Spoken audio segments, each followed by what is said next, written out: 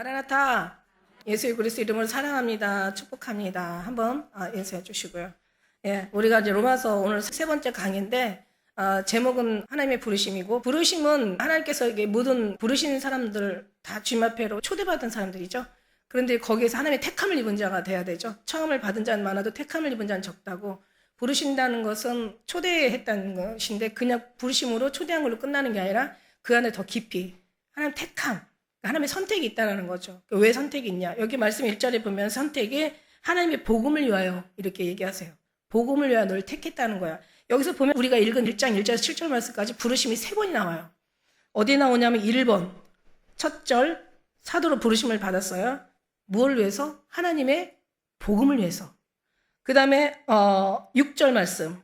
자, 그 다음에 두 번째 부르심은 뭐냐면 예수 그리스도의 것으로. 우리가 누구예요? 예수 그리스도의 것이야. 예수 그리스도의 것. 그러니까 여기에 예수 그리스도의 것이지만 사실 종의 신분으로 택함을 받았는데 종이 친구가 되고 나중엔 친구가 신부가 되는 거죠. 그런 것처럼 이제 종의 택함을 받은 자기의 자유나 권리나 자기의 삶이나 자기의 생명이나 다 누구의 것이야? 그리스도의 것. 두 번째는 그리스도의 것으로 우리가 택함을 받았어요. 복음을 위하여 택함을 받고 그리스도의 것으로. 그 다음에 세 번째는 7절인데요. 7절 말씀이니까 하나님의 사랑을 잊고 성도로 부르심을 받은 거야. 성도로 부르심을 받은 거야. 그러니까 복음을 위하여 부르심을 받았다고 첫째 얘기하고 계시는데 저는요 그 빌립보 2장 13절 말씀을 굉장히 좋아해요. 너희 안에 행하시는 이는 누구세요? 하나님이신데 자기의 기쁘신 뜻을 위하여 너희에게 소원으로 두고 행하신대. 그러니까 우리 안에 행하시는 이는 하나님이신 거야. 우리 안에 너희 안에 행하시는 이는 하나님이신데 자기 기쁘신 뜻을 위하여 너희에게 소원으로 두고 행하신대. 그러니까 우리의 소원은 뭐예요? 하나님의 기쁘신 뜻. 그 기쁘신 뜻을 이루시는 분이 누구예요? 하나님이시여. 그러니까 우리의 모든 삶을 시작부터 끝까지 탄생에서 죽음부터 창조에서 모든 심판, 모두가 멸망에 이르기까지 이 모든 것이 하나님이 역사하시고 하나님이 운행하시고 하나님이 이루시고 하나님이 성취하시는 거예요. 모든 것들이. 그러니까 그 뒤에 뭐라고 나왔냐면 그러니까 무슨 일을 하든 너희가 모든 일에 원망과 시비가 없이 하라. 그러니까 하나님께서 하나님 행하시는 이 우리 안에서 행하시는 하나님이 자기의 기쁘신 뜻을 위하여 우리에게 소원을 두고 행하시니까 그러니까 결국 모든 것을 다 하나님이 하시는 거죠. 하나님이 부르시고 하나님이 택정하시고 하나님이 보내시고 하나님이 이루시고 하나님께서 완성하시는 하나님의 우리의 선택이야. 하나님은 아까 찬양 중에도 그 찬양이 있더라고. 하나님의 부르심에는 후회하심이 없네. 하나님의 부르심에는 실수가 없네. 그러니까 하나님의 선택은 완전하다는 거죠. 근데 우리는 선택이 완전하지 않잖아. 우리 선택이 완전하다면 우리는 지금 어떻게 살고 있을까? 기가 막힌 삶을 살고 있을 거야. 그러니까 우리의 선택이 아니라 하나님의 선택은 실수도 없고 후회하심도 없고 하나님의 선택은 완전하시고 하나님께서 선택하신 이유는 하나님의 이 복음을 위하여 구원을 위하여 죽어가는 영혼들을 사망에서 생명으로 옮겨주려고 이 세상에서 하늘로 하나님께 천국의 백성 되게 하려고 육신의 어떤 자녀에서 하나님의 자녀 되게 하려고 이것이 이제 하나님의 부르심의 하나님의 선택이라는 거죠. 그래서 그 일을 위하여 사도 바울뿐만 아니라 누구도 우리도 그 일을 위해서 있는 거야. 그러니까 우리가 우리를 위해서 사는 게 아니라 그분을 위해서 사는 건데 그리스도의 것으로 사는 건데 그리스도의 것은 자기를 위해서 사는 사람이 없다고 그랬어. 우리 중에 누구든지 자기를 위해서 사는 자도 없고 자기를 위해서 죽는 자도 없도다. 우리는 죽어도 살아도 누구를 위해서 주의 영광을 위해서 사는데 말은 참 진짜 기가 막히게 너무너무 말은 잘해. 그런데 우리가 그렇게 사냐는 거지. 우리가 보이는 것이 아니라 보이지 않는 것에 중심을 두고 살아야 되는데 사실 우리 그렇게 사냐는 거야. 다 보이는 것에 중점을 두고 살지 보이지 않는 것을 보고 사냐고. 그런데 중요한 건 뭐냐면 보이지 않는 것을 보고 싶어도 보지 못해서 못 사는 경우도 있어. 근데 너무 안타까운 거는 보이지 않는 것을 보면서도 안 사는 사람이 있어. 우리는 어떻게 해야 돼요? 그러니까 보이는 것을 보이지 않는 것으로 더 우리가 중점으로 보이는 것이 아닌 보이지 않는 삶을 우리가 더 그것을 정말 더 중요하게 생각하고 살아야 되겠죠. 그러니까 보이지 않는 것이 못 봐서 못 사는 사람이 있는가 하면 보이지 않는 것을 보면서도 순종하지 않는 삶이 있는가 하면 우리는 보이지 않는 것을 더 보이는 것보다 더 순종하며 살아가는 우리가 되어질 때 이 빛이라는 거지. 하나님이 기뻐하는 이게 삶이라는 거지. 하나님이 이걸 원하는 거예요. 이런 삶을 주님께서 통해서 일하시는 거야. 그러니까 그렇게 많을 수가 없어요, 사실은. 많을 수가 없고. 그래서 이런 부르심을 입은 거야. 그러면 자기 것으로 하는 게 아니라 주의 것으로 온전히 모든 게. 그러니까 우리의 모든 마음이나 우리의 삶이나 우리의 모든 생각과 우리의 모든 추구하는 꿈들이나 우리가 원하는 것들이 결국 주님 것이어야 돼.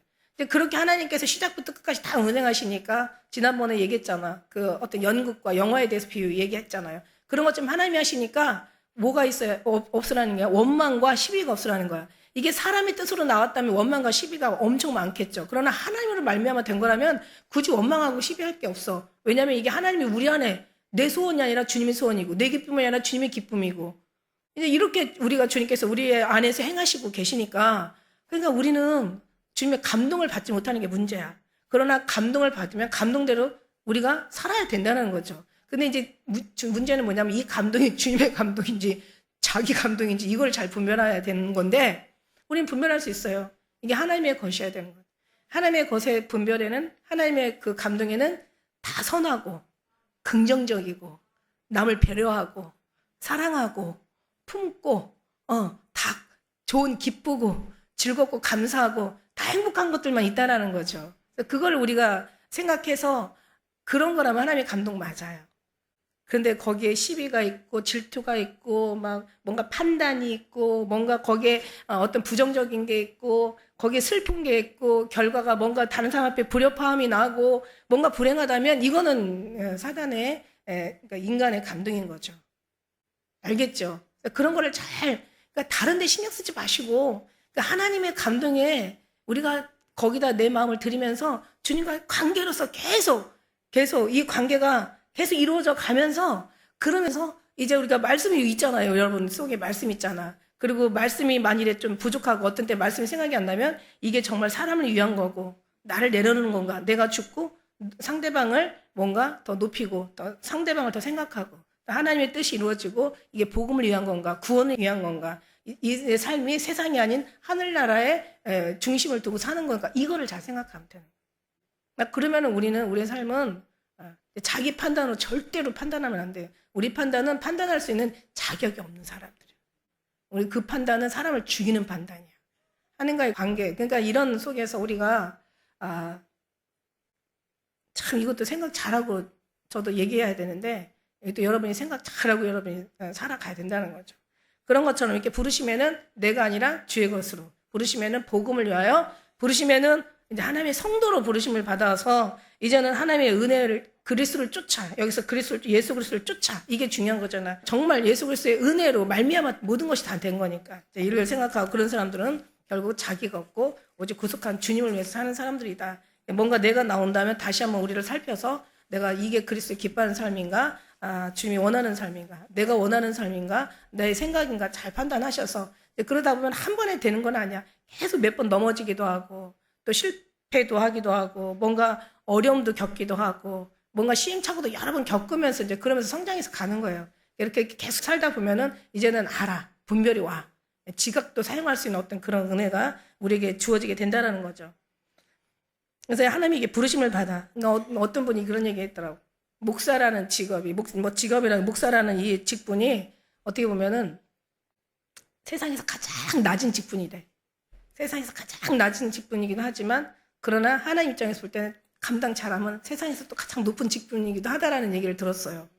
그러니까 우리 목자에 대해서 여러 성경에 보면 의견들이 나와요. 요한복음 10장에도 보고 스가랴 그 11장에도 보면은 목자에 대한 얘기가 나와. 나쁜 목자가 있고 선한 목자가 있고 그 다음에 이제 요한복음 10장에 보면은 참 목자가 있고 그 다음에 싹그 목자가 있고 거짓 목자가 있어. 근데 저는 거짓과 참과 싹군 이제 이런 거를 제가 들으면서 우리는 잘하면은 우리의 생각으로 판단을 한다면 이게 어떤 인본주의 그러니까 이 사람은 정말 목자를 위해서 그냥 온 희생을 다하는 참 목자 이렇게 생각할 수 있고 또 그 다음에 싹구 목자는 그냥 싹쓸 위해서 그냥 사역을 하는 그런 싹구 목자로 생각할 수도 있고 틀린 말은 아니에요. 그리고 또 거짓 목자는 사실 믿는 자들 상대로 사기치는 것처럼 쉬운 게 없대잖아요. 자기를 따르는 사람들한테 사기치는 그런 거짓 사기꾼 그런 나쁜 목자가 있다라는 거죠. 근데 저는 그렇게 생각하면 이 세상에 참 목자는 없을 것 같아. 참 목자는 그렇게 인본주의를 생각하면 참 목자는 이 세상에 있을 수가 없어.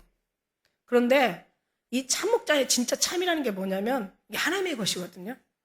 그러니까 하나님의 입장에서 근데 그런 사람들은 싹군도 거짓도 될 수가 없잖아요. 하나님의 입장에서 하나님의 기뻐하는 것으로 하나님께서 원하고 하나님 바라는 것으로 영적인 것으로 주님 앞에 선다는 생각 앞에 천국에서 주님을 만난다는 그런 마음으로 우리가 영적인 그 치리자를 이걸 참목자라고 하는 거지. 무슨 얘기인지 알죠? 내가 가사를 다 팔아주고 내 몸을 불살라 내어주고 그 사랑이 없으면 아무 의미가 없다고 그랬잖아. 천사의 말을 하고 믿음이 있어서 태산을 옮길 만한 믿음이 있고 예언의 은사가 있고 어떤 큰 능력이 있다. 비밀의 능력을 알고 깨닫고 그걸 행한다 할지라도 사랑이 없으면 안 된다는 얘기야. 어떻게 그렇게 내 몸을 다 불살라 내어주고 내 가산을 다 팔아서 구제를 하는데 어떻게 사랑이 없다라고 얘기할 수가 있지? 그러니까 이게 인본주의가 아니라는 거죠. 그러니까 진짜는 뭐냐면 이 인간의 모든 걸 다 통틀어서 하나님의 작은 것하고도 비교할 수가 없거든. 이 우주 만물을 다 끌어다가 하나님의 치기 작은 것 하나하고도 비교할 수 없는 하나님의 그 생명으로 영원한 것으로 영원한 그 축복으로 주님의 입장에서 주님이 기뻐하는 삶을 주님께서 원하고 제발 바라고 그래 그거야 내가 원하는 게 그거야 라고 주님의 어떤 그런 삶을 전하는 그 목자가 참 목자라는 거야. 참이라는 거에 대해서 다시 한번 우리가 좀 한번 알아볼 필요가 있는 거예요. 뭔가 마음에 깨달을 필요가 있는 거야. 근데 그런 참 목자는 주님 앞에 그렇게 살 수밖에 없다. 아름다운 곳에 있는 그 아름다움은 아름다운 것이 나올 수밖에 없다. 예쁘게 변하게 되는 거죠. 할렐루야. 그게 참 목자예요. 알겠죠? 그러니까 그게 하나님의 부르심을 받은 자의 삶의 그 사명의 그들의 자세라는 거죠. 그래서 그런 사람들은 기뻐하시겠죠, 하나님이. 그러나 그렇지 않은 사람들은 이제 그냥 낮은 직분으로 살아야 되겠죠. 그래서 하나님이 부르시면은 그냥 모든 사람들은 하나님 부르심을 입어야 돼. 그러니까 이 존귀는 아무나 스스로 취하지 못하고 교회가 죽어야 예수가 산다는데 그것도 틀린 말이에요. 교회가 죽으면 안 되지. 목사가 죽어야 예수님이 사시겠지. 진짜 그런 거를 우리가 가지. 그러니까 지금 신학자 거의 다 떼가고 있는 지금 추세예요. 거의 많이 뗐어요. 그렇게 이제 그런 뗀 상태에서 이 신학자들이 영혼을 살리는 게 아니라 그죠? 다 나쁘다는 얘기는 아니에요. 거기서 덜어 있긴 있는데 많지 않다라는 얘기지. 왜냐하면 생명으로 인도하는 문은 좁고 협착하여 그 좁다는 찾는 이가 적다라는 거예요. 그만큼 없다라는 얘기야. 외치는 자는 많건만은 생명수는 말랐어라. 그만큼 없다는 얘기야. 그러니까 지금 그런 어떤 신학 교수가 목사가 뭐 대단한 그런 사람이 사람을 살리는 게 아니라 누가 살려요? 사도 바울은 용을 분명히 얘기하잖아요. 자기는 예수 그리스도의 계시로 말미암아 사도 되었다고. 육적으로나 혈통으로나 사람의 뜻으로 난 자가 아니라 오직 하나님의 뜻으로 난 자야 할지니라. 이게 이제 요한복음 1장 3절 말씀. 하나님의 뜻으로 돼야 된다는 거. 하나님이 세워야 된다는 거야. 그래서 이 종기는 아무나 스스로 취하지 못하고 오직 아름과 같이 하나님의 부르심을 입은 자야 할지니라. 하나님이 부르셔야 되는 거야. 그러니까 부르셔서 하나님께서 보내지 아니하시고는 하나님께서 말씀하지 아니하시고는 하나님께서 부르셔서 말씀하시고 보내시거든요. 하나님께서 보내지 아니하시고는 보내지 않고 이게 행하면 안 되는 거잖아요. 아모스의 말씀에서도 하나님의 선택한 자를 그러니까 부르신 자를 불러서 말씀하시고 그리고 보내시잖아요. 그 말씀하지 아니하시고는 행하심이 없느니라 이러시잖아요. 말씀하시고 행하시는 거예요. 그러니까 하나님 그래서 그냥 아무나 부르는 게 아니라 아브라함아 부르잖아요. 사울아 사울아 사무엘아 사무엘아 예레미야도 부르고 모세야 부르잖아요.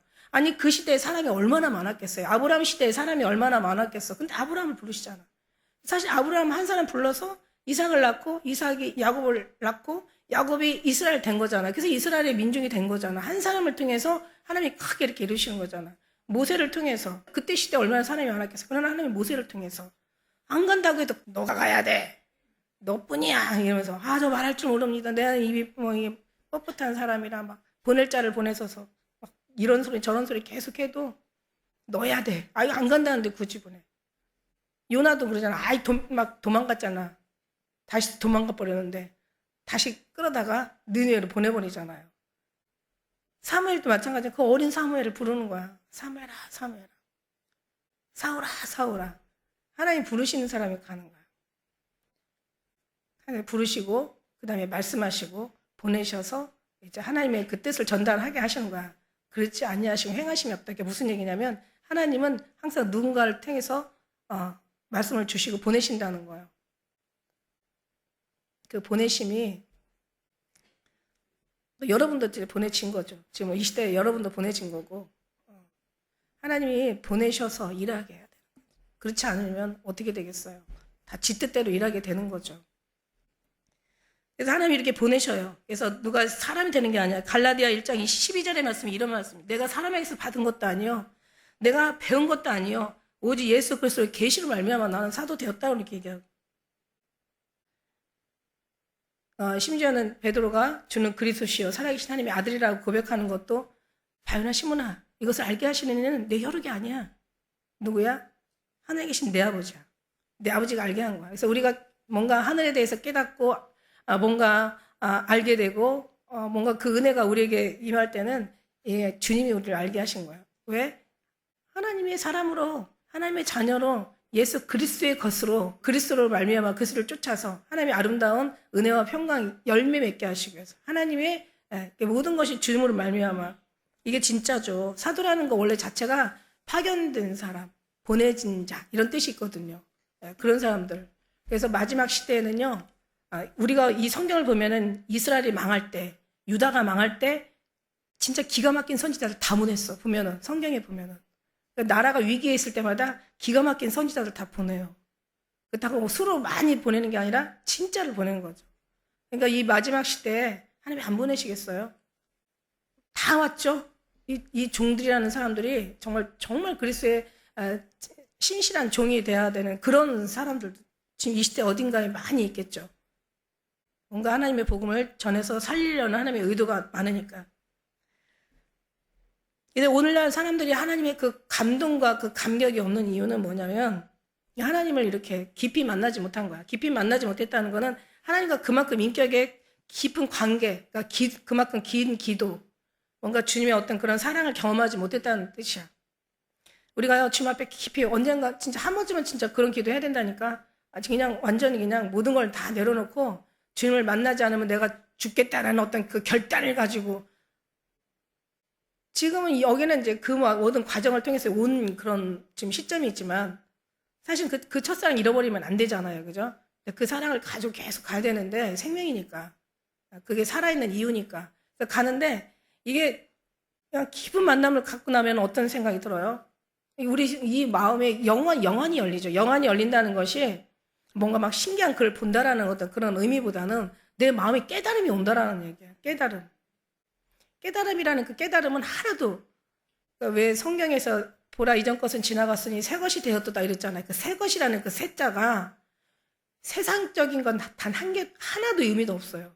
다 하나님의 새 것, 하나님의 새로운 찬양, 하나님의 거듭난 영, 새롭게 창조된 하나님의 정직한 영, 새로운 것은 하나님의 새로운 이런 하나님의 마음, 새 마음, 그러니까 거듭난 마음, 영적인 마음, 하나님과 관계 있는 마음, 하나님과 같이 교제할 수 있는 그런 마음, 천국의 것, 하늘의 것, 하나님과 관계된 것이 다 새 것이에요. 거기 성경에 나오는 새자는 다 새 것은 다 하나님과의 모든 것이 변화된 인간 인본주의는 하나도 없고 다 영적인 하나님의 기뻐하는 그러니까 하나님과 교통하며 하나님의 사랑에 빠져서 하나님과 감동하고 하나님의 그 사랑이 우리에게 녹아지는 그게 다 새 것이지 하늘의 것이지 영적인 것이지 이 땅에 새 것은 없어요. 그러니까 그런 새 것의 그 새자 그러니까 우리가 그 거듭났다라는 그런 표현을 쓰잖아. 육신적인 것은 간굿없고 구속한 주님을 따라가는 쫓아가는 너는 날 쫓으라 와서 배우라 이렇게 주님이 얘기하신 것처럼 그런 은혜로 우리가 그런 은혜로 산다 보면 어떤 이유가 있냐면요. 거기에서 이제 우리가 그렇게 살지 못한 것에 대한 당연한 회개가 있겠죠. 내가 너무 육적인 것을 너무 정말 천국의 귀한 것을 잃어버리고 내가 너무 썩을 것, 천한 것, 허접한 것, 생명이 없는 것, 아무 어떤 영원하지 못한 걸 내가 너무 찾았구나라는 그런 속에서 이제는 거기서 돌아서는 게 바로 회개예요. 회개. 거기서 세상에서 다시 말하면 내 중심에서 내 어떤 인간적인 삶에서 돌아서서 주님 앞에 가는 게 회개하는 거야. 주님을 다시 바라보는 게 이게 바로 새 것이야.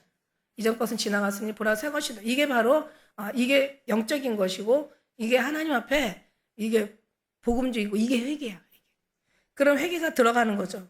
회개가 들어다 보면 우리는 결국 이제 그게 우리 죄를 발견된 거예요. 죄라는 게 다른 게 아니라 내가 너무 주님이 아닌 다른 것을 쫓았던 것들이 죄잖아요. 그러니까 거기서 죄에서 돌아서는 게 회개란 말이야. 그 다음에 우리는 이제 그 다음부터는 어떻게 오직 주님의 기뻐하는 것만 쫓게 되고 막연하지만 잘 모르겠지만 우리가 아직 경험은 좀 적지만 그러나 주님이 기뻐하는 그런 영적인 성경적인 천국에 관련된 그런 것에 하나님이 기뻐하는 그런 것들 계속 우린 구하게 되고 찾게 되고 기도하게 된단 말이죠. 그렇게 되다 보면은 어느 순간 나는 세상과 이렇게 멀어지는데 근데 우리 육신이기 때문에 사람이기 때문에 또 뭔가에 또 막 부딪혀가지고 싸우다 보면 내 순간은 하늘 쳐다보다가 어느 순간 또 땅에 꽂히게 돼요. 머리가 생각이 이 모든 중심이 마음이 또 땅을 쳐다보게 돼. 그러니까 이게 사역하는 사람들이 참 안타깝고 좀 애통스러운 게 뭐냐면 계속 신앙생활은 정말 열심히 하는데 나중에는 예수님을 잃어버려요. 이게 진짜 얼마나 큰 문제인지 몰라. 그러다 보면 이제는 모세가 되는 거죠. 모세도 그냥 막 화가 났잖아요. 모세가 정말 주님하고 계속 만나던 사람이에요. 그런데도 그 백성들의 어떤 그런 그냥 원망과 불평과 그들의 불신과 그들의 그냥 어떤 그런 인간적인 그들의 그 어떤 분노로 인해서 모세도 이제 조금씩 지쳐가는 거야. 지쳐가다 보니까 하늘을 바라보던 모세도 다 순간, 그러니까 넘어질 때는 망할 때는 순간이야. 이게 참 신기해. 쌓는 거는 그냥 정말 열심히 오래오래 쌓는데 넘어질 때는 순간이야. 그 반석 앞에서 그냥 한 번만 쳐야 되는데 그 위에 내가 서겠다고 반석 위에 서셨는데도 불구하고 두 번씩 쳐가지고 네, 그런 어떤 물론 모세가 뭐 천국을 못 갔다는 그런 얘기가 아니라 그만큼 하나님 앞에 불충한 잘하다가도 근심이 되어지는 나락에 떨어지는 그런 삶이 살 수밖에 없다는 거죠. 그래서 우리가 그렇게 체험하고 경험하면서도 그러면서 또 다시 또 세상 바라보고 잠시 체험했다가 다시 또 세상 바라봤다. 그러면서 또 뭔가 세상과 힘들었다가 그러다가 또 힘들면 다시 또 주님 바라봤다가 이게 사사기잖아, 사사기. 이게 이스라엘과 유대인들의 삶의 그 모습이잖아. 그게 우리의 모습이면 안 되거든요. 그러니까 우리는 계속 주님을 바라보는데 그럴 수 있어요. 그게 잘못됐다는 건 아니에요. 육신이기 때문에 그럴 수 있는데 그러나 이 훈련을 계속 받아야 되는 거야. 계속 받다 보면은 우리 어떤 그런 그래프는 어떻게 되냐면은 계속 이렇게 올라가는 그래프가 되는 거죠. 누가 그러대? 그래프는 이렇게 쭉 올라가는 게 아니라 계단처럼 가는 거라고. 계단처럼. 그러니까는 힘들었다가 다시 올라갔다가 힘들었다가 다시 올라갔다가 그냥 계속 힘들이지 않고 올라만 가는 게 아니라 힘들어. 그러다가 어느 순간 또 그 힘든 게 또 뭐 누가 그런 얘기 하더라고. 비행기는 그 바람의 저항에 가게 되고 배는 파도의 저항에 의해서 앞으로 나가게 된대. 우리 인생은 뭔가 어떤 고난이라는 저항을 통해서 우리가 주님 앞에 가게 되는 거죠. 그러면서 결국은 올라가요. 주님을 잃어버리지 않고 주님을 떠나지 않는 순간.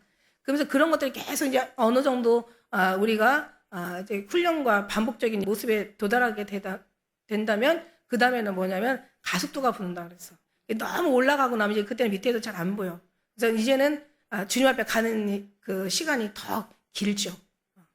그러니까 우리는 그냥 주님 앞에 맡기고 이것조차도 주님이 우리에게 소원을 두고 행하시니까.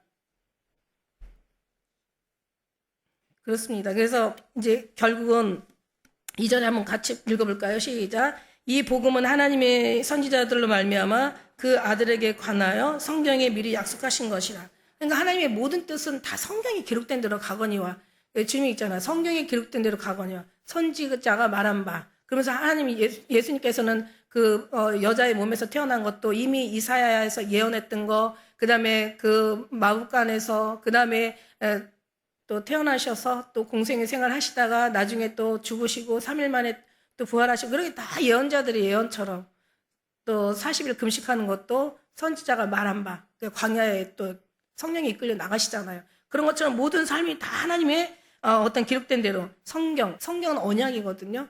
그러니까 성경이라는 성자가 하나님, 거룩한 하나님을 뜻하는 거고 경자는 그 거룩한 기록을 뜻하는 거예요. 그러니까 거룩한 하나님의 그 기록, 말씀, 성경의 그 디모데후서에 나오는 말씀처럼 하나님의 말씀은 이 성경은 하나님의 감동으로 된 것이니 교훈과 책망과 바르게 함과 의로 교육하기에 유익하다라고 얘기하셨잖아요. 그러니까 하나님의 말씀은 무음하다, 흠이 없다. 그러니까 사도 바울이 누구예요? 나는 8일 만에 할례를 받고 나는 이스라엘의 족속이고 베냐민 지파요 히브리인 중에 히브리인이야. 그리고 자기는 율법으로는 바리새인이고 율법의 의로는 흠이 없는 자고 믿지 않는 자들을 그러니까 율법을 거치는 자들을 심히 핍박한 사람이야. 이 사도 바울은 그런 사람이야. 그렇게 평생을 살았어. 너무너무 완벽하게 자기는 살았다고 생각하는 순간 그러니까 거기 완벽에서 떠난 그 나머지 사람들을 다 예수님을 믿는 사람들을 다 숙청시키는 거예요. 거기에 완전히 최고로 앞장서가지고 가다가 이제는 다메섹 도성에서 예수님을 만나가지고 그가 이제 눈에 비늘이 벗겨져가지고 주님을 바라보고 나니까 정말 자기가 무슨 짓을 한 거야. 너무 기가 막힌 거야. 그러니까는 사도 바울은 율법을 완전하게 너무 흠이 없는 자라고 율법에 의해 대해서는 흠이 없고 율법으로는 바리새인이고 아주 율법으로는 아주 완벽한 사람이야. 그러니까 그 사람이 그 율법을 그냥 모든 사람이 다 율법의 시대에 살았던 사람들이잖아. 그 사람을 설득시키기에는 진짜 적임자였다는 거죠. 그 사람이 율법이 다가 아니다. 예수 그리스도가 다다라는 것을 이것을 알아서 예수 그리스도의 어떤 그 진리를 알아서 전하기에는 진짜 왜냐하면 아는 것은 알면 말이 나오게 돼 있거든요. 아는 사람들은 말이 나와. 예수님 믿는 사람들이요. 체험 경험 많은 사람들을 보면은요. 같이 말 시켜놓으면은 2시간, 3시간도 끊임없이 나와. 찻집에 가서 예수님 얘기하면요. 아주 그냥 그 피해, 저 사람들은 이제 금방 갈 사람들이 아닌 걸 너무너무 잘 알아. 그러니까 계속 아니까 나오는 거죠. 그죠? 그러니까 사도 바울은 율법에서 너무 확실하게 알고 나니까 어디가 잘못됐다는 것이, 어디가 틀렸다는 것이 이것을 다 지적을 하는 거예요. 그러니까 율법은 하나님의 의를 이룰 수가 없고 율법은 죄만 깨닫게 할 뿐이고 율법이라는 것은 이거는 온전한 것이 아니야. 율법은 정말 이거는 우리 사람의 죄를 죄되게 만드는 이 죄는 뭐예요? 이 죄라는 이 악이잖아요. 악이면 정말 이건 사단인데 이 죄의 결과는 이거는 악이고 결국 사단이고 결국 죽음이잖아. 그러면 이게 죄의 근본이 뭐냐는 거지. 사도 바울이 얘기하잖아. 딱 한마디로 사망아 너희 쏘는 것이었느냐? 사망아 너 이기는 것이었느냐? 예. 사망이 쏘고 사망이 이기는 것은 뭐예요? 죄예요. 죄의 본능은 율법이라. 그러니까 율법 때문에 죽는 거야. 잘하다 죽는 거야. 의를 행하다 죽는 거야. 이게 사도 바울이 자기 알고 나니까 그런 말도 할 수가 있었다니까. 과감하게. 사도 바울이 자기의 전공에 대해서 누구보다도 더 얘기할 수 있는 사람이야. 누구도 가르칠 수 있는 사람이야. 그 사람이 예수님을 만나고 나니까 이게 얼마나 정말 아니라는 것을 깨달으니까 아닌 거에 대한 설명을 누구보다도 잘할 수 있는 적임자야. 잘못된 걸 누구보다도 지적하고 얘기할 수 있는 적임자가 봐도 사도 바울이었던 거야. 그래서 이 사람이 이런 성격 가지고 다시 돌아오니까 다시 이걸 목숨을 다해서 이제 예수 그리스도의 십자가를 세우는 거예요. 보수하는 거야. 자, 보세요. 성격을 고쳐야 되나 말아야 되나? 성격은 안 고쳐도 돼. 고치지 마요. 그게 어떻게 보면 피야. 그게 인간성이야. 그 사람이야. 근데 뭐를 고치냐면 그 인간성에다가 뭐를 집어넣어? 내 것 싹 빼버리고 주님 것을 집어넣어버리면 기가 막힌 작품이 나와. 그러니까 사도 바울이 정말 자기가 뭔가 굉장히 강한 사람이죠. 그러고 나니까 내가 예수 그리스도에서 목숨도 내가 아끼지 않는다. 이런 결론이 나오는 거예요. 그러니까 우리가 죽으라는 뜻이 아니야. 우리는 그냥 살아있는데 우리의 모든 것들을 싹 뽑아버리고 주님으로 완전히 다시 바꿔서 채우라는 얘기예요. 진짜 이 예수 피를 우리가 살라는 그런 얘기예요. 그런 하나님의 약속의 말씀인 거죠. 그래서 3절 보니까 이 아들로 말하면 육신으로는 다윗의 혈통에서 나셨고 또 성결의 영으로는 죽은 자 가운데서 부활하여 능력으로 하나님의 아들로 인정되셨으니 곧 우리 주 예수 그리스도시라. 그러니까 뭐냐면은 이제 인성이신 예수 그리스도, 신성이신 예수 그리스도가 동시에 우리 안에 그러니까 중재자 역할을 하시는 거죠. 신성으로, 인성으로. 예.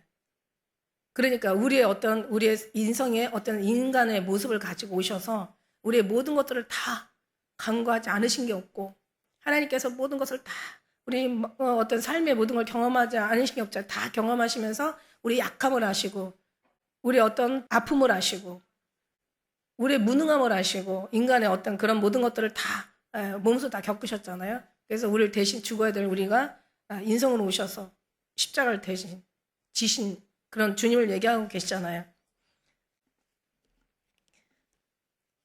여기서 보니까 성결의 영으로는 죽은 자 가운데서 부활하시는 예수 그리스도, 능력이 하나님의 아들로 인정되신 예수 그리스도, 그분이 바로 우리 주 예수 그리스도시다. 그로 말미암아 우리가 은혜와 사도의 직분을 받아 그 이름을 위하여 모두 이방 중에 믿어 순종케 되나니 주시는 이는 하나님이시고 중보자는 예수 그리스도시다. 그러니까 우리가 하나님이 우리에게 뭔가 주시는데 누구를 통해서 우리가 그 계시록에 보면은 사도 요한이 계시를 받는데 하나님이 누구에게 예수 그리스도에게 예수 그리스도가 천사에게 천사가 요한에게 요한이 종들에게 또 종들이 성도들에게 이렇게 전해지잖아요. 그러니까는 주신이 하나님. 그러니까 우리가 기도할 때는 어떻게 해요? 기도할 때는 예수 그리스도의 이름으로. 그러나 주신 이는 하나님이시라는 거죠. 그래 우리 예수 그리스도의 이름으로 기도하고.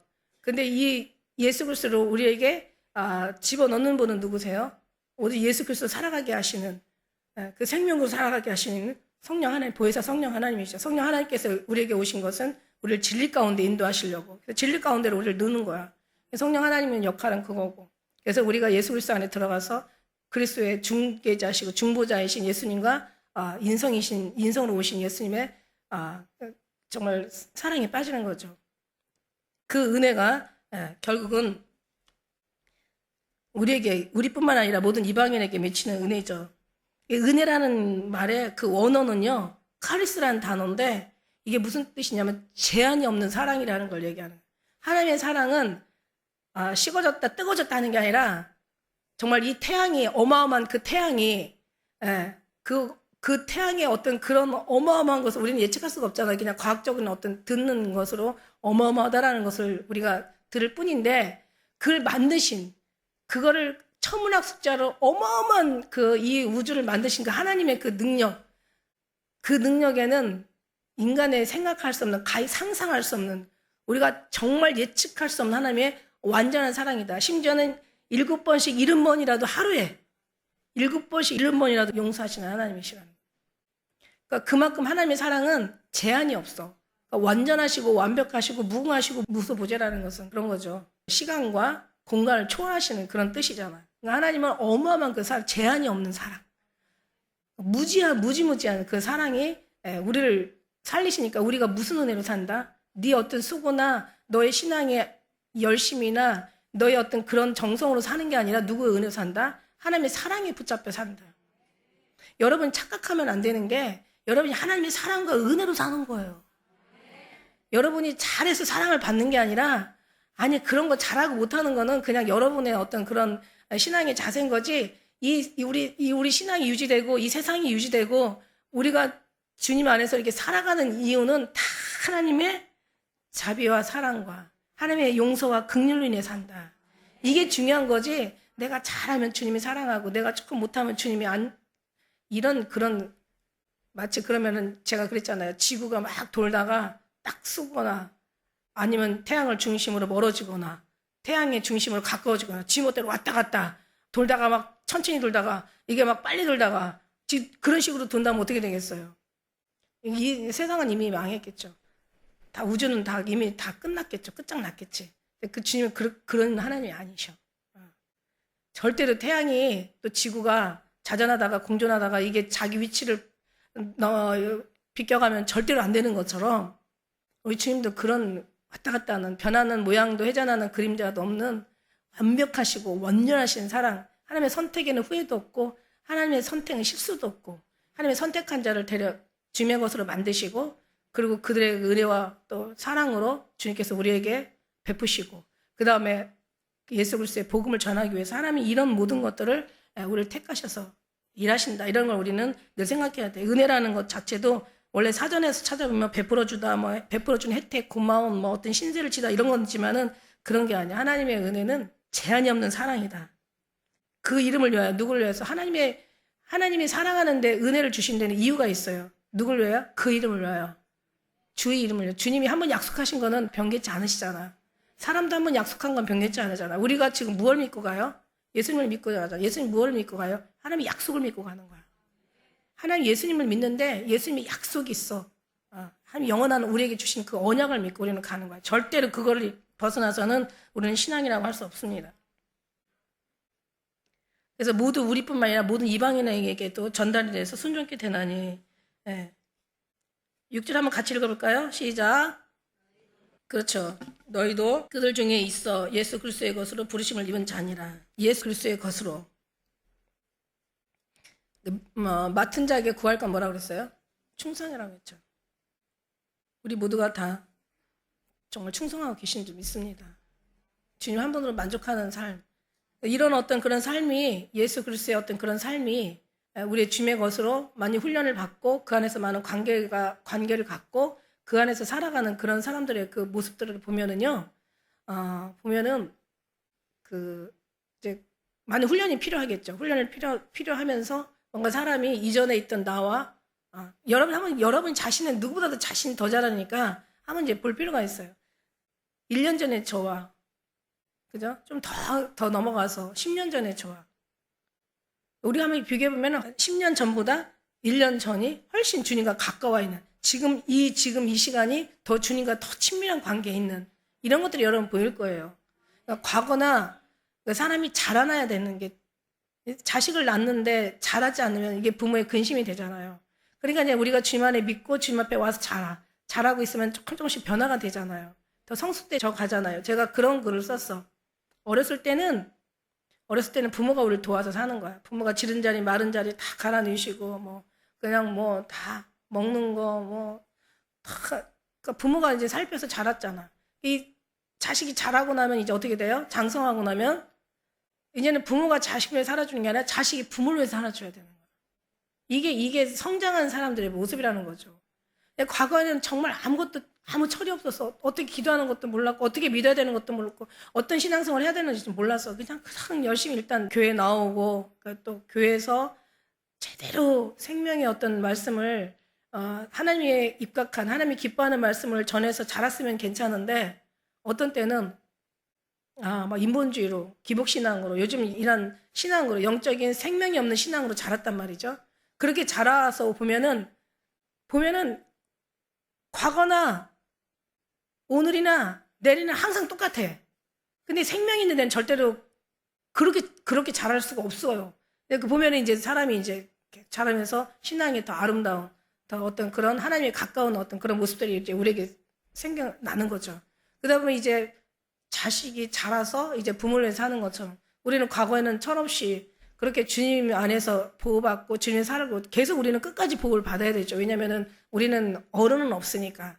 그러나 신앙이 조금씩 자라난다는 거지. 그렇다고 어른이 돼서 주님의 도움이 필요하지 않다라는 그런 말이 아니에요. 우리는 끝까지 주님 앞에 주님의 어떤 손에 이끌려서 가는 건데 이제 우리 신앙의 어떤 그런 내면의 모습을 생각한다면 그러고 나면 우리는 어떻게 돼요? 이제는 정말 우리가 성령의 도움을 받아서 자랐다. 이제는 성령이 돕는다는 것이 조금 이게 좀 약간 어폐가 있지만 우리는 더 새겨서 듣는다면 우리는 주님을 위해서 산다는 거지. 사도 바울처럼 우리를 위해서 사는 게 아니라 주를 위해서 산다는 거지. 도움이라기보다는 우리의 삶이 도움이라고 얘기할 수도 있죠. 성령 하나님을 도와주는 그런 삶. 그렇지만 실상은 돕는다는 게 이게 좀 약간 어폐가 있지만 그냥 여러분 이해를 돕기 위해서 그만큼 성숙한 사람이라면 나를 위해서 사는 게 아니라 주의 영광을 위해서 살아야 된다는 그런 모습이 우리에게 있어야 된다라는 그런 얘기를 지금 너무 복잡하게 얘기한 것 같아. 그러니까 그래서 지금은 이제 철이 있는 신앙이라면 어렸을 때는 성령이 도와서 우리를 여기까지 인도했다면 이제부터는 이제 성령이 도움이 되는 그러니까 성령의 더 많은 주님의 어떤 기쁨을 구하며 그걸 살아가는 우리가 돼야 된다는 그런 얘기죠. 그래서 우리에게 구할 것은 주님의 택한 받은 사람들에게 구할 것은 충성이다. 근데 결국 여기서 보면은 하나님이 불러주셔야 우리가 주님 앞에 불려가는 거지 자기가 원하고 택한다고 되는 게 아니라 늘 제가 그런 말씀 많이 로마서 9장에 가면 이제 알잖아. 다른 박질 잘하는 사람이 선착하는 것이 아니라 뛰어가기를 잘한다고 선착하는 게 아니라 원하는 자로 말미암은 것도 아니라 하나님께서 택하신 자, 하나님께서 원하는 자로 말미암아 선착하는 것이고 하나님께서 원하는 자로 부르심을 받은 자로 말미암아 그들이 승리하는 것이고 그들이 택함을 받은 사람이지 자기가 원하고 자기가 바라고 자기가 잘한다고 되는 게 아니라 하나님께서 어디까지나 부르셔야 되고 우리가 지난번에 그 히브리서 12장 말씀처럼 하나님의 거룩하심을 입은 자라야 되고 하나님의 거룩하심을 하나님께서 입혀 주셔야 된다는 거죠. 그래야 우리가 하나님 앞에 제대로 된 삶이 되는 거지. 다시 얘기하지만 우리가 우리의 어떤 하나님 앞에 온전한 삶은 전혀 있을 수 없다. 하나님의 은혜와 사랑으로 사는 거다. 잘한다는 개념도 우리가 뭐 열심히 한다는 어떤 그런 뜻도 우리가 정말 지금까지 쉼없이 달려온 어떤 그런 모든 것도 다 주님의 사랑으로 주님의 은혜로 비롯된 거지 우리의 어떤 그렇다고 그런 것이 필요 없다라는 그런 아예 그런 말이 아니에요. 그만큼 하나님을 말미암아 된 사람들은 이렇게 주어가 어디냐는 거지. 하나님으로 말미암아야 돼야 된다는 거죠. 하나님을 말미암은 사람들은 이렇게 성장해 가면서 이렇게 자라가면서 하나님의 도움이 될 수가 있고 이렇게 하나님 앞에 그렇게 성장한 사람들은 하나님 앞에 마지막 그 쓰임을 받는 그런 사람들이고 하나님 앞에 그런 어떤 부르심을 받는 사람들한테는 많은 교회와 하나님 나라에 많은 덕을 끼치는 그런 사람들이다. 그들은 자기를 위해 사는 사람이었고 주님을 위해서 사는 사람들이다. 이런 사람이고 이런 사람들은 내가 잘된 게 아니라 하나님의 부르심을 입은 자들이다. 이렇게 얘기하는 거예요. 요한복음 10장 27절에는 내 양은 내 음성을 들으며 나는 저희를 알며 저희는 나를 따르느니라. 요한복음 5장 28절 무덤 속에 있는 자가 다 그의 음성을 들을 때가 오나니까 하나님의 음성을 듣는 자가 살아나는 거예요. 사실 무덤이라는 건 우리가 지금 이 삶의 세상의 무덤 속에서 우리가 있다가 이제 주의 음성을 듣고 깨어난 거예요. 그러면서 주의 음성을 따라가는 거지. 너희가 내 양이 아닌 사람은 나를 믿지 않는 것이요 내 음성을 듣지 못하나니 나를 따르지 않는다라고 얘기한 거야. 그러니까 우리가 주님의 음성을 듣기 때문에 그러니까 여러분이 온 거는 여러분이 주님을 사랑하는 거는 여러분이 그래도 이런 어떤 먼 거리를 또 신앙생활을 하는 것은 결국 뭐냐면 다 주님의 음성 여러분이 들은 거고 영혼이 들은 거고 그 음성을 따라서 온 거고 그 음성이 들리지 않는 순간 우리는 다시 무덤과 같은 삶을 사는 거예요. 그러니까 우리의 삶은 정말 주님 없으면 잠깐도 말은 살았다 하지만 실상은 죽은 삶을 사는 거죠. 근데 그렇지 않고 우리가 주의 음성을 듣는 사람은 그걸 따라갈 수밖에 없고 그걸 따라가는 사람은 결국 그 주님의 그 삶에 아까 얘기한 그 모든 것들이 아름다움이 나타날 수밖에 없는 거죠. 로마에서 하나님의 사랑을 입고 사랑을 입어야 되는 거야. 입혀줘야 되잖아요. 주님이 주셔야 되잖아요. 성도로 부르심을 입은 모든 자에게 모든 자 성도의 부르심을 입은 성도라는 것은 제가 얘기했죠. 거듭난 자, 변화된 자예요. 교인이 있고 신자가 있고 믿는 자, 신뢰하는 자, 성도, 거듭난 자, 변화된 자가 있어.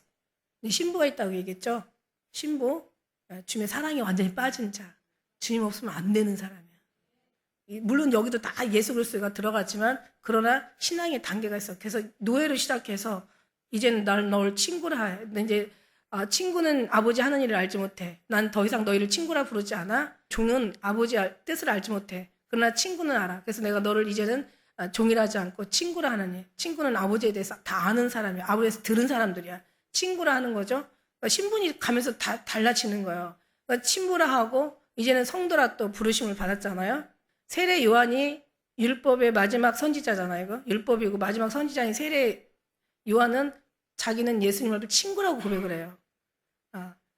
신부를 취하는 자는 신랑이나 서서 신랑의 음성을 듣는 친구가 그 기뻐하니 나는 그 기쁨으로 충만하다는 그 세례 요한은 예수님을 친구로 봐요. 그런데 우리는 신랑은 신부를 취한다고 했으니까 우리는 신부가 되는 거지. 우리 신부는.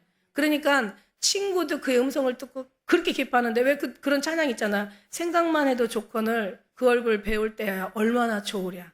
그러니까 우리는 지금 보이지 않지만 그 신랑을 지금 보면서 가잖아요. 그 신랑을 보이지 않지만 그 신랑의 사랑에 빠져서 가고 있잖아. 그 신랑이 지금 느껴지지 않지만 우리는 너무너무 느끼고 있는 거야.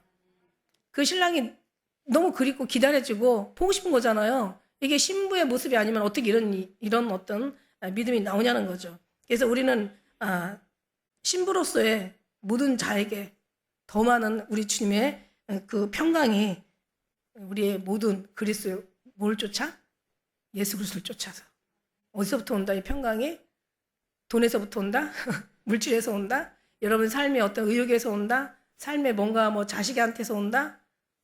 부모한테서 금수저에서 온다? 하나도 아니야. 그런 게 아니라 오늘 여기 말씀에서는 아버지와 주 예수 그리스도를 쫓아 모든 뭐가 온다? 은혜와 평강이 온다.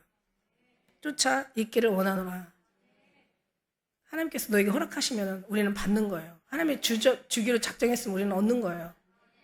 우리에서 오는 게 하나도 없어. 근데 여러분, 여기서 저는 옛날에 은혜도, 아까 얘기한 대로 은혜도 어마어마한, 은혜로 사는 것도 이게 어마어마한 우리가 누리는 혜택이지만은 이 평강이라는 것도, 이 평강은 어디까지냐면은 태어나서 죽음까지 같아. 삶의 모든 것들이 이 평강을 찾으면은 얘기할 게 없어요. 이 평강에는 목에 다 들어있거든요. 모든 행복과 즐거움과 기쁨과 두려움이 없는 즐거움이 안에 다 들어가 있는 거죠. 평강이라는 것은. 그래서 하늘에는 있는 영광이요 땅에는 평화라는 이 평화가 하나님이 우리에게 부어주신 누구에게? 자기 택한 백성에게 주어지는 평강이야. 이 평화는요 여러분, 이건 정말, 이거는 죽음 앞에서도 평안한 거지. 그러니까 태어나서부터 죽음까지 다 들어가 있다는 얘기가 뭐냐면 마지막 죽음 앞에서조차도 우리는 평안할 수 있다면 이거는 완전한 평화를 이룬 평강이에요. 근데 하나님이 여기까지 우리를 주시길 원하는데 우리는 때로는 평강을 했다가 때로는 불평했다가 때로는 두려웠다가 평강을 잃어버렸다가 또 어느 날은 또 좀 뭔가 잘 되면 평안. 그러니까 우리의 평안이 우리가 잘 되고 형통하고 뭔가 내가 얻어지고 원하는 것이 이게 내 손에 이에서 평강을 얻으면 이 평강은 진정한 평강은 아니라는 거예요. 푸틴의 평강은 어떻게 되겠어? 우크라이나 다 잡아먹고 세계 잡아먹고 모든 지배자들의 평강은 전 세계를 통일해서 지가 왕이 되는 게 평강이겠지. 이 평강은 평강이 아니라는 거야. 우리의 평강도 우리가 원하는 걸 다 얻고 내가 사람들이 막 그 부러워하는 것들 다 얻는 게 평강이라고 하겠지. 아니야, 이 평강 아니야. 아무것도 없어도 구원에 하는 사람 한 분만으로 만족하다면 이거는 하나님이 원하는 진짜 평안이라는 거죠. 근데 하나님의 평안으로 평안하는데 세상 안 주겠어요? 필요한 거 다 안 주시겠어요? 그리고 또 우리에게 위험한 어떤 그 뭔가를 주시겠어요? 근데 우리는 그냥 하나님이 알아서 안 주는데도 달라고 막 시위하고 그냥 기도하면서 하나님께 공갈 협박하고 그냥 주님과 타협하고 막 주님을 막 설득시키고 별짓을 다 해. 그러면서 기도를 완전히 너무 세월을 허송하고 있는 거야. 이 얘기 아니죠. 아무것도 없어도 내가 죽음 앞에 있을지라도 내가 큰 하늘이 무너진 어떤 그런 상황에 어마어마한 어떤 진퇴양난의 어떤 그런 슬럼프에 있다 할지라도 우리는 어떻게 돼? 주님이 평안하다는 거야. 근데 이 평안이 나는 이루어졌냐? 아니야. 저도 아니에요. 이건 이루어졌다고 얘기하면 이거 큰일 나. 다만 이루고 가는 거는 맞아. 근데 얼만큼 이루어졌는지는 몰라. 여러분이 저보다 더 많이 이루고 살 수도 있어. 어떻게 보면은 어떤 상황에 입각했을 때 똑같은 문제가 발생했을 때 오히려 내가 더 불안할 수도 있고 어떤 정말 신앙도 별로 없는 사람이 오히려 그 안에 더 담대하면서 주님을 의지하면서 오히려 더 안연히 지낼 수도 있다는 얘기예요. 무슨 얘기인지 알죠? 그러니까 목사니까 먼저 뭐 모든 걸 다 이루고 성도니까 나중에 이루고 이제 들어온 이제 연수가 얼마 안 되니까 저 사람은 아직 멀었고 이런 게 없다라는 얘기야. 이건 누가 하는지 이건 하나님만이 아시는데 여러분 우리는 정말 하늘의 영광이요 땅에는 평안. 예수님 오시는 목적이잖아요. 그러니까 왜 평안을 주노라? 왜 평안하뇨? 평안할지어다. 왜 평안은 뭐냐면 이건 평안 자체가 예수님이시니까. 예수님이 샬롬의 왕이요 평강의 왕이야. 그러니까 예수님의 평강이 우리 안에 들어오면은 그러면 그 사람은 절로 평강할 수밖에 없어. 근데 나도 예수님 안에 있지만 만일에 내가 죽는다는 어떤 그런 사형 선고를 받는다 할지라도 나는 평안해야 되는 거야. 근데 물론 육체가 있으니까 아직은 육체하고 같이 겸하여 내 영혼과 육체가 같이 붙어 있으니까 내 육체는 어마어마한 말하자면은 데미지를 받겠죠. 아주 그냥. 그러나 내 영혼으로 사는 사람들은 어떤 그 클라이맥스에 가면은 그 신앙이 나와. 그래서 저는 저를 말미암아 나온다고 생각하지 않고 예수 그리스도가 내 안에 계시다면 진짜 내 안에 계시고 여러분은 우리 안에 계시고 이걸 우리 믿으니까 우리가 그만큼 주님이 우리를 다스리는 만큼 주님이 우리를 지배한 만큼 우리를 주님께서 통치한 만큼 주님께서 우리와 함께한 만큼 우리는 그 평안이 거기서 올 거라는 거죠. 근데 그러면 그런 거 우리 신앙을 한번 이렇게 점검해 보는 거예요. 그래서 옛날에는 그냥 별것도 아닌 것에 괜히 두려웠다면 지금은 큰일에도 우리가 담대할 수 있다면 그만큼 신앙이 만큼 자랐다는 그런 뜻이라고 얘기해도 틀린 말은 아니에요.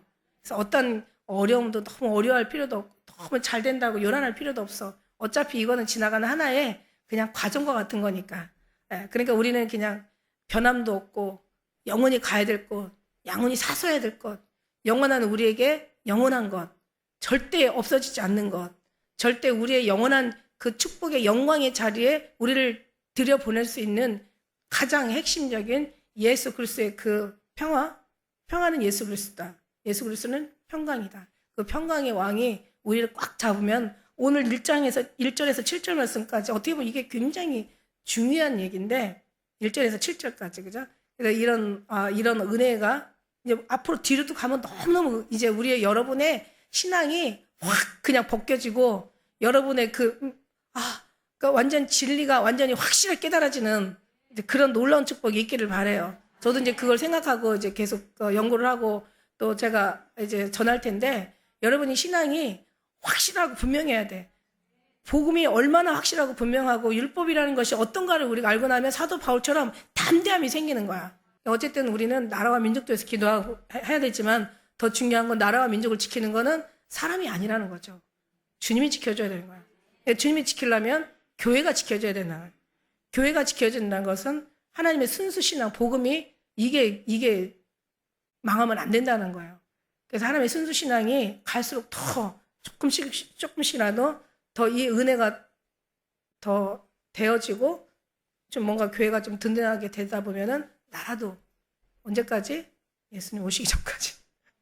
예수님 오시면은 그다음부터는 이제 주님이 하실 거고, 지금도 주님이 하시지만 누굴 통해서? 우리를 통해서 하실 거고, 그때는 누굴 통한 게 아니라 주님이 직접 다스리는 나라가 오겠죠. 그래서 우리는 그때까지 우리 맡겨진 사명 잘 감당하면서, 우리 수를 보세요. 우리의 어떤 그 돌아가는 상황을 보세요. 뭐 나라와 민족을 지킬 만한 그런, 아니, 주님이 하시죠. 작은 자가, 약한 자가, 미련한 자가, 없는 자가, 가난한 자가, 멸시천대받는 자가 하는 거야. 그럼 이제 주님이 싹 굳혀가지고 그냥 그 상태로 쓰는 게 아니라 싹 변화를 해서 하나님의 완전한 그리스도인으로 만들어가지고 쓰시는 거야. 오늘 여기처럼, 오늘 여기 말씀처럼 그렇게 주님의 사람으로 부르심을 받아서 그리스도의 것으로 만들어서 그래서 이제는 복음을 전하기 위해서 하나님의 복음을 전하기 위해서 그렇게 쓰시는 거야. 할렐루야. 그 위해서 우리 다 같이 자존감 가지고 기도하는 우리 모두 되시길 축복합니다. 기도하겠습니다.